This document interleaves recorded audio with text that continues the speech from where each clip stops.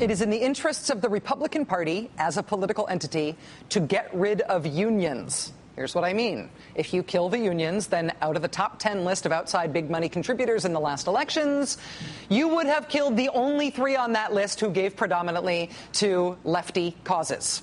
It is in the very, very, very sharp political interest of the Republican Party to kill unions, because then all the outside big money in politics will go to conservative causes, and none of it will go to the left. And since that outside big money is totally unlimited now because of Citizens United, killing unions would make the Republican Party pretty much financially invincible. When it comes to big money, Republicans would be running in every election basically unopposed. It is in the partisan interest of the Republican Party to kill unions. It is not, however, in the short-term interests of most Republican politicians to kill unions, because killing unions means using government to quash people's union rights, and people generally do not like to have their rights quashed. It's why the approval ratings of the Republican governors who've been pursuing this stuff are like the approval ratings for sleet in April right now. Not good. On the other hand, the outside groups that are funding and supporting the Destroy the Union campaigns tend to be ideological, privately funded groups who have their eye not on the immediate public opinion polls or even the next election. They've got their eye on the long term, on the political long term. These Republican politicians, though, they can only get to that long-term Republican nirvana if they survive the short term. And it is therefore a problem for those politicians that union stripping is really unpopular. Would you want to be the Republican on the same ballot as one of these union stripping things?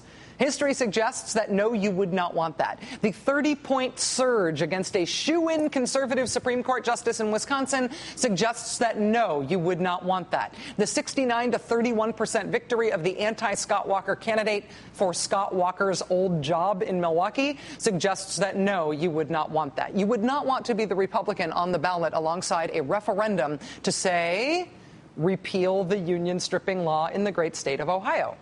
A group called We Are Ohio is collecting signatures to make that Ohio referendum happen.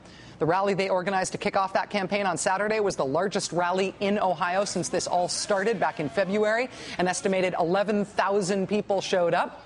Smart Money says that this referendum in Ohio is a doable thing. Repealing the Republicans' union stripping bill will likely be on the ballot in Ohio this November. And if it gets on the ballot, and if the voting on it follows the poll numbers on it now, the Ohio union stripping bill will be repealed. And woe be to any Republican who finds him or herself on that ballot alongside that measure.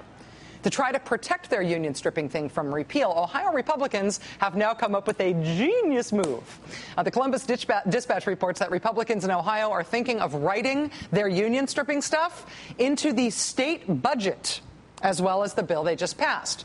If they wrote it into the budget, that would have the effect of putting the union stripping thing not only on the ballot this November, it would also be on the ballot next November, too, thus providing a likely electoral kiss of death for any Ohio Republican on the ballot this year, and it would save up another Ohio electoral kiss of death for any Republicans running in Ohio next year, too.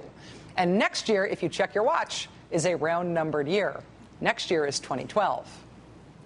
And that's why we titled this segment, Dope!